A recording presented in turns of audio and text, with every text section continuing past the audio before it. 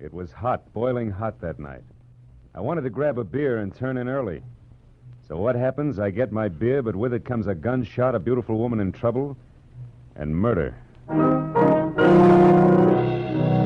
From the pen of Raymond Chandler, outstanding author of crime mystery, CBS presents his most famous character, brought to you now in The Adventures of Philip Marlowe.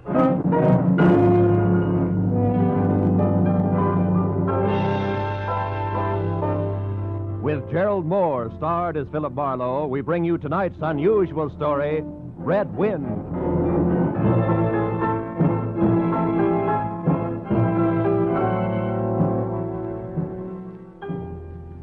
There was a rough desert wind blowing into Los Angeles that evening. It was one of those hot, dry Santa Anas that come down through the mountain passes and curl your hair and make your nerves jump and your skin itch.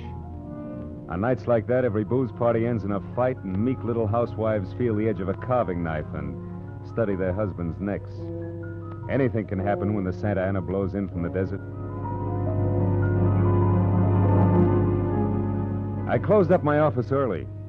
I got tired of reading Philip Marlowe, private investigator, backwards on the ground glass of my office door. So I locked up and decided a nice cold beer would taste good before I went up to my apartment. Fill her up again, Mr. Marlin? Marlowe. Marlin. Yeah, Marlin's a fish.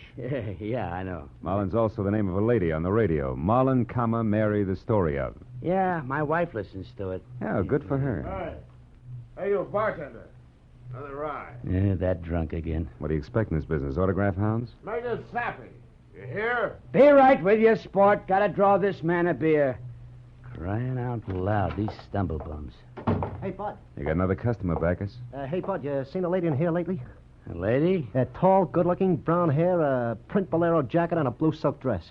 No, sir. No, sir. Nobody like that, Spinian. All right, straight scotch, fast. Yes, sir. Yes, sir. As the man drank, I noticed the drunk was grinning at him. And then, without changing his grin, the drunk swept a gun from somewhere so fast it was just a blur coming out. Made a couple of hard snaps and a little smoke. Very little. You other guys, don't move. So long, Waldo. Don't move, you two. Poor Waldo. I bet I made his nose bleed. So long, boys. Drink up. Get on the phone, kid. I'll get his license number. Holy smoke. Too late. He drove away in the dead guy's car. Maybe he ain't dead. No, he's dead, all right. Oh. That guy was using a .22 target pistol. Yeah. When they use that kind of gun, they don't make mistakes. Where's your phone? This is for the police.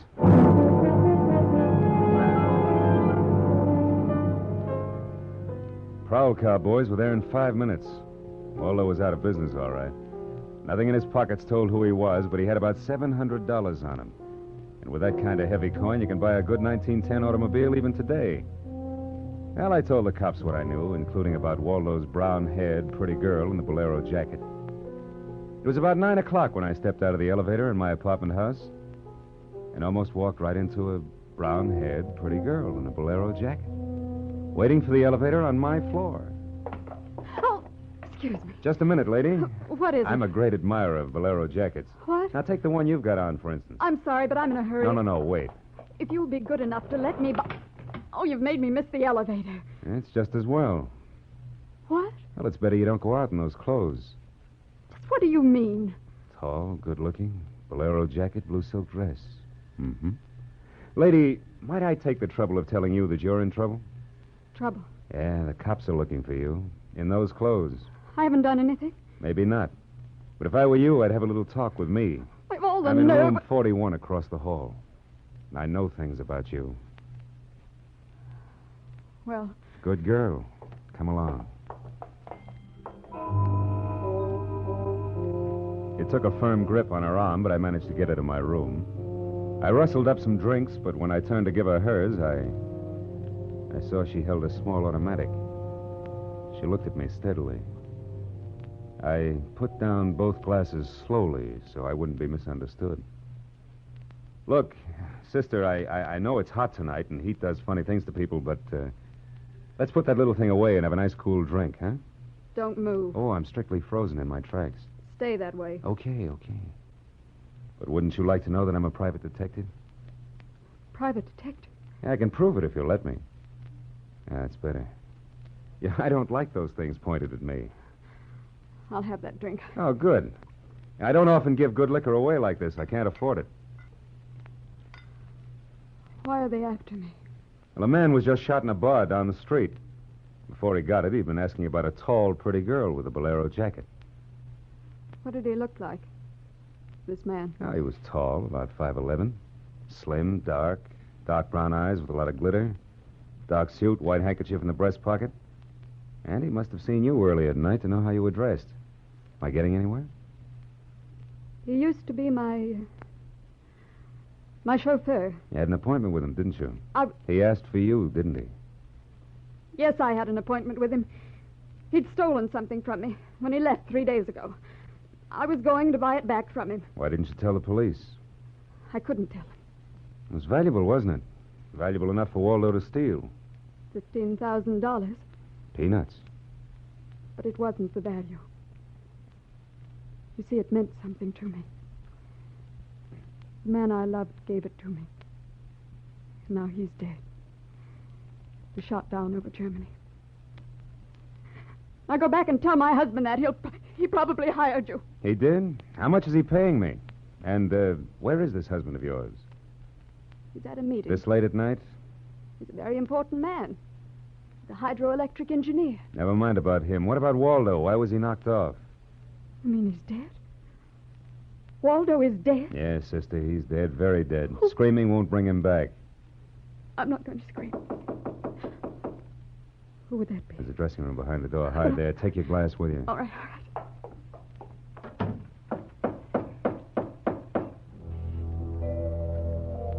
I went to the door, making a loud, yawning sound. Foolishly, I didn't have my gun. That was a mistake. Because when I opened the door, the guy on the other side certainly had one. A .22 target automatic that had already killed one man that night. And I knew the bald head, the flat, shiny eyes, and the face like a poisonous lizard. Baldy put the muzzle of his gun lightly against my throat. I backed into the room, and Baldy kicked the door shut. You alone? Look for yourself. I'm asking, not looking. I'm alone. You and that dumb bartender saw me dust off Waldo. What did Waldo do to you? Who's asking? Just making conversation. He stooled on me on a bank job we did together. Got me 4 years in Michigan Penn. How is he? Dead. Well, I'm still good. Drunk or sober. Tell me why I came here, pal. You heard the barkeep and me talking. I told him my name and where I lived. Oh, that's how, pal. I said why. Skip it. The hangman won't ask you to guess why he's there. You're pretty tough at that, ain't you, pal? But you're slamming off. All right. But, could you get that gun out of my neck and try somewhere else? Just any place. This better? This suits you all right? Yeah, just so it isn't my neck. Say when, pal. It's your party. I leaned against the gun weakly. The door of the dressing room showed a crack of darkness. The crack widened. I began to shake a little in spite of the heat. The girl came quietly into the room, but there was white all around her irises. She was scared. She had a gun in her hand, but I was sorry for her. Dead sorry. She tried to make the door a scream. Either way, it would be curtains for both of us. Scared, mister? Worried about any little thing? I couldn't talk. The girl floated in the air somewhere behind Baldy. And her horrified face was drifting toward us. My mouth was as cold and dry as yesterday's toast. Well, kid, how's it feel? You ready yet? Say the word. Well, don't take all night about it. If you're going to do something about it, do it. Why not, pal? I like this. Suppose I yell. Go ahead. Yeah. Put up Go your ahead. hand. Hey, look! Thanks, sister. That buys me. Everything I have is yours, now and forever. Is he dead? And flatter me, no end, lady. I only punched him. Now get out of here while I call the Yes. cops down on this killer. Good night. Wait a minute. That jacket marks you for the cops. Leave it here. You don't need it in this kind of weather. Oh, yes, here. Okay. See you again? Why? I don't know. Who am I to be the rival of a dead flyer and things like that? Nah, on second thought, forget the whole thing. I'll see that the police get Jesse James here. Good night, lady.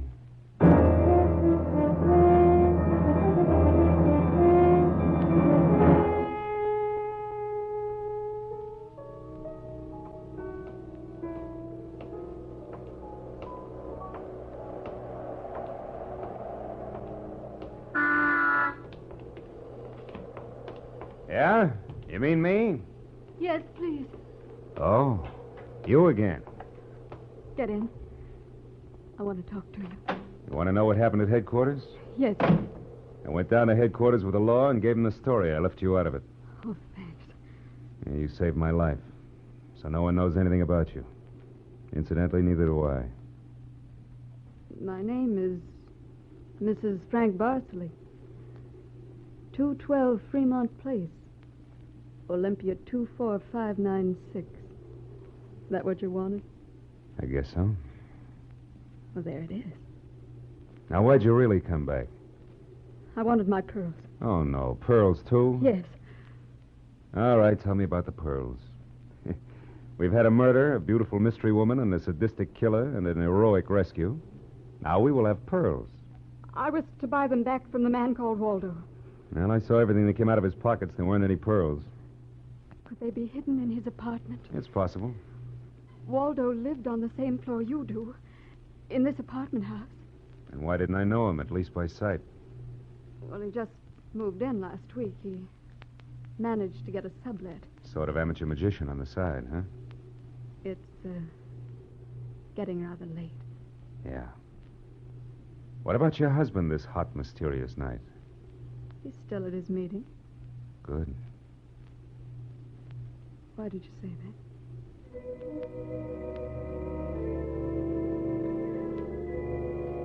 I didn't have any answers. We just sat there looking at one another. I was suddenly aware of the hot desert wind stirring up the night. I took hold of her and I kissed her. She sat very still. I was shaking when I let go of her. Her voice trembled a little when she spoke. I meant you to do that. Oh, I wasn't always this way. Only since Johnny Dalmas was killed in the war. He gave me those pearls. 41 of them. With a diamond propeller clasp. I'd have loved them if they were wooden beads because he gave them to me. I loved Johnny. The way you love just one time. You understand that? Yes, I can. What I don't understand is how you could explain a $15,000 pearl necklace to your husband. Told him they were imitation. That I bought them myself. How did Waldo latch onto them and what they stood for? When my husband was in Argentina, Waldo and I would go for long drives. I was restless and wretched because of Johnny. Sometimes Waldo and I had a little drink together.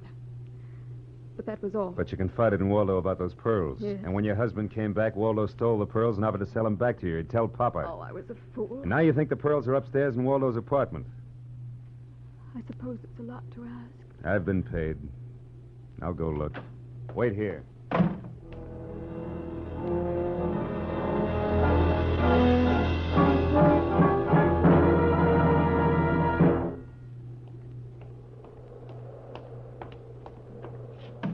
Was I gone long, No. Lola?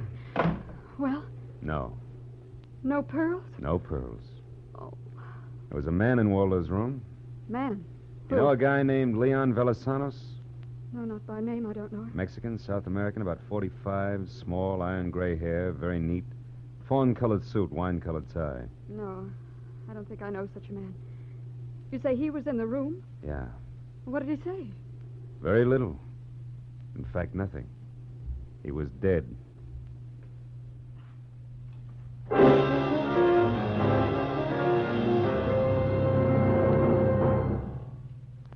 You are listening to The Adventures of Philip Marlowe, created by one of America's most outstanding writers of crime and mystery fiction, Raymond Chandler. Our story for today, The Red Wind, continues in just a moment. But first, a message of interest for all young men. How would you like to be up there in the wild blue sky, flying America's mightiest bombers, fastest fighters, and newest jet jobs? Believe me, it's a great feeling to know that you have the skill, the courage it takes to become a pilot officer in the United States Air Force, the Air Force that's second to none. Keep your eye on the local newspapers and your nearest Army Air Force recruiting station. An aviation cadet recruiting team will be in your community soon. If you're between the ages of 20 and 26 and a half years of age, single and a high school graduate, plan to see the aviation cadet interviewing team. If you pass the mental and physical examination, you'll be accepted for the 52-week aviation cadet training program. When you graduate, you'll be a second lieutenant in the U.S. Air Force, the mightiest of all. And now, back to the adventures of Philip Marlowe. With Gerald Moore as our star, we continue today's adventure.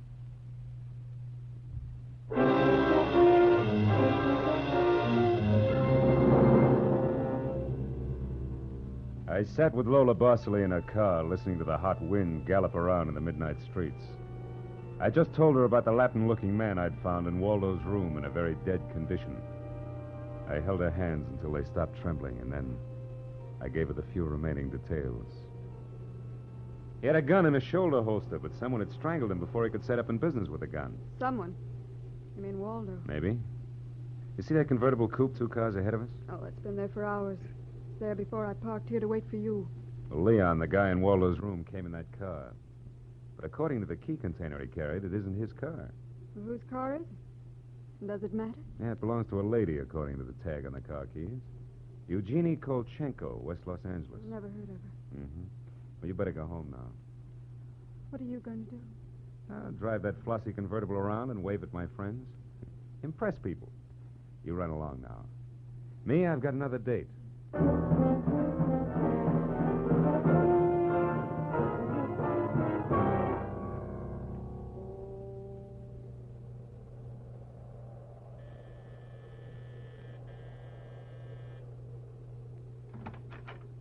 Yes. What is it, please? Miss Eugenie Kolchenko? Yes. What is it? Did you lose or misplace a pigeon gray convertible coupe? What are you saying? Now, don't be alarmed. I found it, brought it home to you. Come in, please. It is a reward you wish. Shall we say... Snap out of it, dragon lady. Who was he? Who was who? The little guy, Leon. You loaned your car to. He's dead. Who was he? Oh, no. No. Eugenie, Darling, come here, please. what's the matter, my dear? Who is this man? I came about Miss Kolchenko's car. What about a car? Well, the gentleman who borrowed it couldn't return it on account of he isn't alive. He's dead, darling. He is dead. That's putting it more bluntly, of course. Dead, huh? Yeah, completely. Who are you? Philip Marlowe, private investigator. My card. Have you told the police yet? Never do at once what can be profitably deferred pending negotiation. Aesop. I might negotiate. Peachy. Just what do you know, Marlowe? Well, a man named Waldo was shot in a bar tonight. I happen to have the inside as to who he was, and when I visited his apartment tonight, I found this Leon Velasanos dead. He wouldn't have had $500 in 20s on him, would he? No. But this Waldo had over $700 on him when he was killed in that cocktail bar, mostly in 20s. Is there a basis for negotiation yet? Very well, Marlowe. There were certain bills for some stuff Miss Kolchenko here had charged to my account. But, darling, you told me I might charge to your account. All right, my dear, so I wasn't bright. That might be the understatement of the decade, but go on. I had the bills safely in my briefcase. Somehow, this Waldo had a chance to steal the briefcase. I hired Leon, gave him $500 to buy back those bills from Waldo. Instead, Waldo took Leon's coupons, was forced to kill Leon in the process. Then he went out to keep another date and walked into an old pal hostile enough to blow him down, huh? And somebody still has those bills, and I'm in for a divorce suit, huh? The man who shot Waldo got away in Waldo's car with your briefcase in it, could be. Cops caught him. And the police have the briefcase? Maybe. But the police are interested in solving crimes, not in tossing mud for the benefit of sensation eaters. I have a friend or two at headquarters. Let me see what I can do. It's worth $500 to me, Marlowe. Then that's what it'll cost you. All right. Good luck, and thank you, Mr. Marlowe. Philip Marlowe, remember? Marlowe. My name is Frank Barsley. Barsley? Oh. And just what does that mean?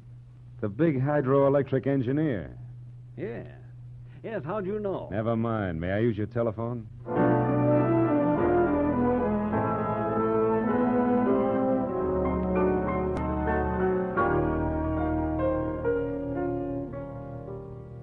Someday I must tell you about Ibarra. Oh, he's a soul of the earth, Ibarra. Detective lieutenant over at Central Homicide. Well, I phoned Ibarra from Miss Kolchenko's house and told him where he could find a well-dressed cadaver named Leon, and furnished a few small details. I gave Ibarra time to check my tip, and then I went down to see the good lieutenant and told him why I'd been up in Waldo's room, only to find Leon instead of a certain lady's string of pearls. Pearls, eh? Yeah, I thought Waldo might have had them up there.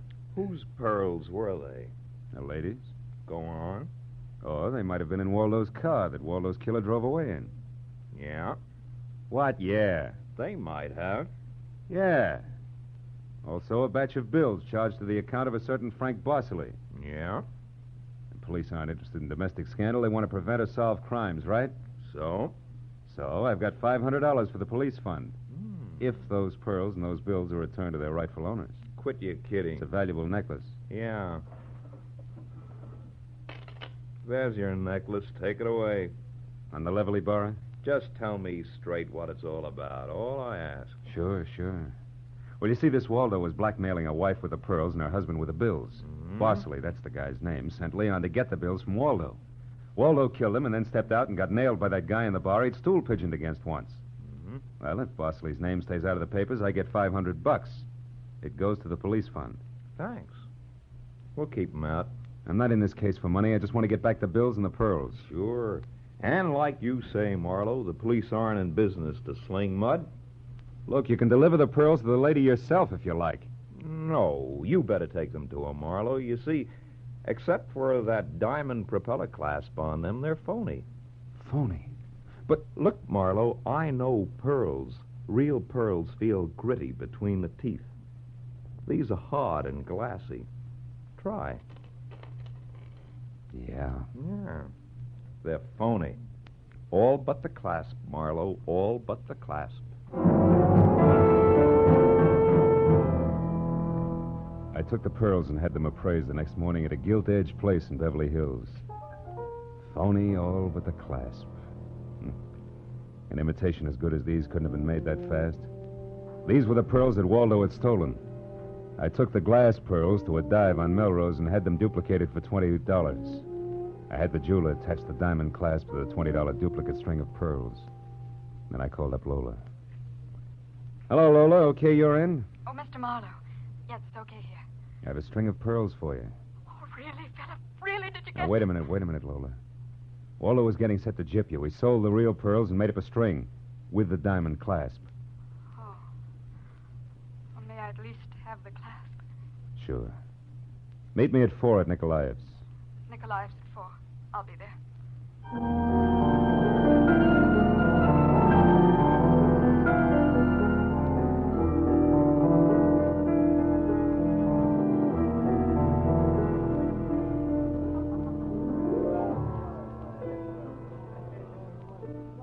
Hey, yeah, Lola. These are the pearls the police found in Waldo's car. You were right. They're not my pearls. I'm sorry, Lola. No. I still have the clasp that Johnny gave me. Well, I'm happy if you are. Happy. No, not quite happy. See, this morning my husband told me we're to separate. Oh, I'm very sorry, Lola. You've been very kind. That's all right. This is goodbye, I suppose. Yeah. You'll never get over Johnny Dalmas. Goodbye, Lola. And if anybody ever bothers you again, let me know, huh? Name's Marlowe. Philip Marlowe. I'll remember. Philip Marlowe.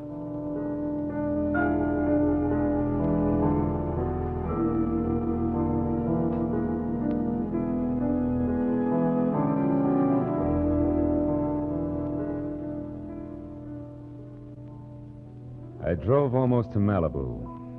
And then I parked. And then I walked. Way out on a rock cliff, jutting into the Pacific Ocean. And then I reached into my pocket and dug out the string of Bohemian glass pearls that Lieutenant Ibarra had found in Waldo's car. I cut the knot at one end and slipped the pearls off, one by one. One by one, I flipped them into the water. Should have seen the gulls swoop down on them. Then they flapped up again, screaming indignantly. Phony pearls. They'd fooled Waldo and Lola Barsley, but they couldn't fool a seagull. I said aloud, to the memory of Johnny Delmas, just another four-flusher.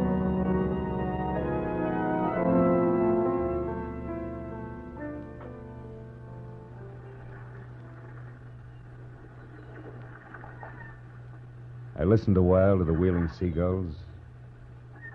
All at once, I realized that the wind had died. The Santa Ana had blown itself out. The red wind was done. It was over. It was cool again.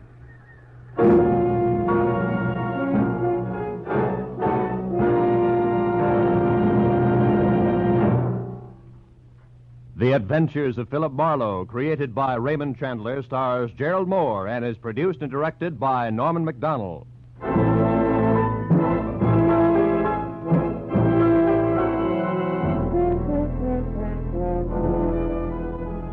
In tonight's story, Red Wind, Lola was played by Peggy Weber, and Barry Kroger was Baldy. Joan Banks played Eugenie Kolchenko. Jeff Corey was Lieutenant Ibarra. Parley Bear was Barsley. Lou Krugman was Waldo, and Wilms Herbert played the bartender. The special music was conceived and conducted by Ivan Ditmars.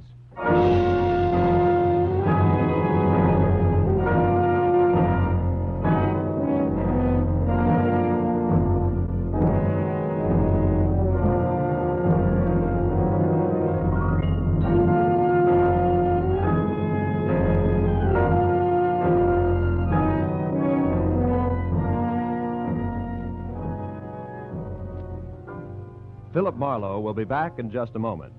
Young man, be a Marine. Combine travel, adventure, and education at no expense to yourself.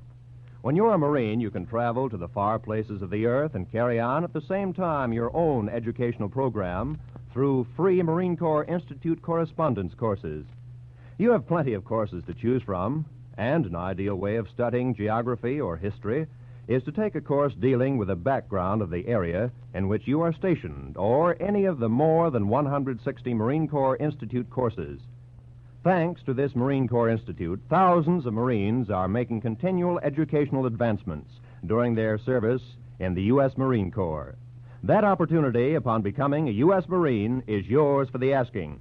Check with your nearest Marine Corps recruiting office tomorrow for complete information.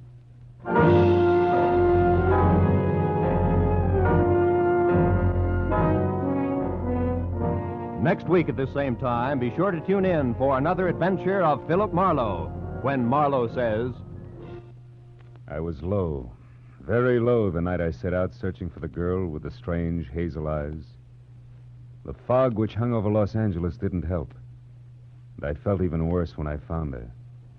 For by then I had death on my hands.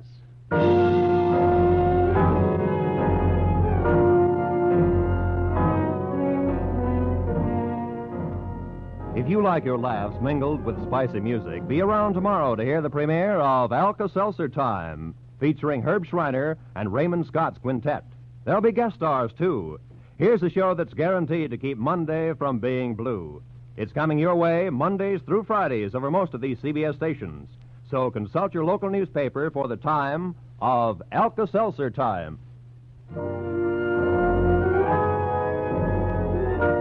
This is Roy Rowan speaking for CBS, the Columbia Broadcasting System.